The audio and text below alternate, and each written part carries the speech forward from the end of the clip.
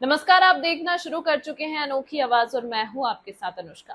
मध्य प्रदेश के जबलपुर में आज रीजनल इंडस्ट्रीज कॉन्क्लेव का शुभारंभ हुआ। इसमें मध्य प्रदेश के बाहर के सैकड़ों उद्योगपति शामिल हुए। Regional industrial conclave Subhash Chandra Bose culture एवं इंफॉर्मेशन सेंटर में किया जा रहा है। इस आयोजन में देश विदेश के निवेशक पहुंचे हैं। देश के कई राज्यों से भी इन्वेस्टर आए हैं। कॉन्क्लेव में 3500 इन्वेस्टर्स ने रजिस्ट्रेशन करवाया है। कार्यक्रम में लगभग 1000 लोग शामिल हुए। इस मौके पर मुख्यमंत्री मोहन यादव ने 29 इकाइयों का वर्चुअल लोकार्पण के साथ ही 38 इकाइयों का वर्चुअल भूमि पूजन किया।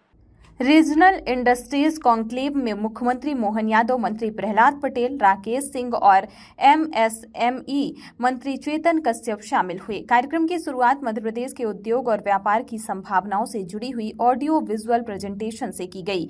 इसके बाद इस ऑडियो विजुअल प्रेजेंटेशन के बाद अलग अलग विभागों ने अपने विभागों की से जुड़ी योजनाएं और उनमें निवेश की संभावनाओं पर प्रेजेंटेशन दिया। मध्य प्रदेश सरकार की नई खनिज नीति, नई इंफॉर्मेशन टेक्नोलॉजी की नीति, नई उद्योग नीति के बारे में जानकारियां दी गई।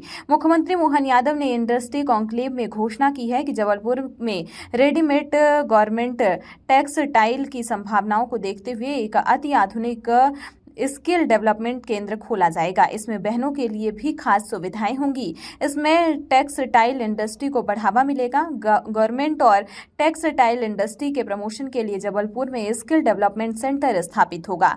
वहीं मोहन सरकार ने कहा कि मध्य प्रदेश में हीरे बहुत निकलते हैं और उनके तराशने की भी यहां पर व्यवस्था की जाएगी।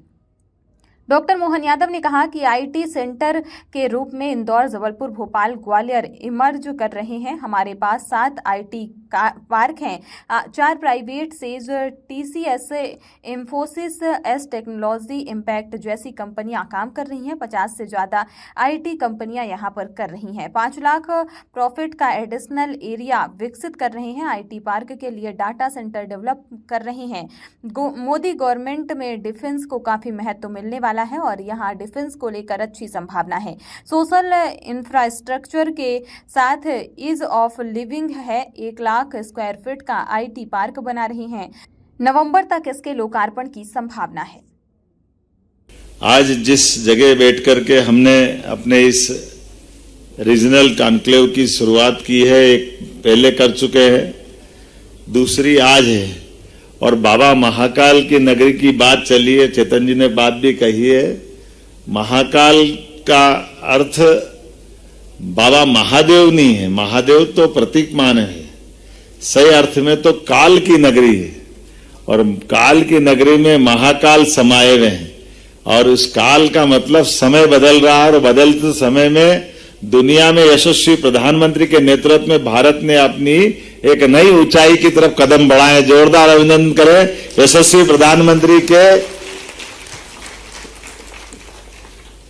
साथ चलने के लिए तत्पर मध्य प्रदेश, जो उनके शब्दों में डबल इंजन की सरकार, और हमारी अपनी डबल इंजन की सरकार में बड़ी संभावना अपने देश की, जो वास्तव में बात तो वही है, हजारों हजार साल से भारत की पहचान अपनी अलग प्रकार की थी। काल के प्रवाह में उस पहचान पर कोई ग्रहण लगा, कोई बात नहीं, सुन के कितना अच्छा लगता है।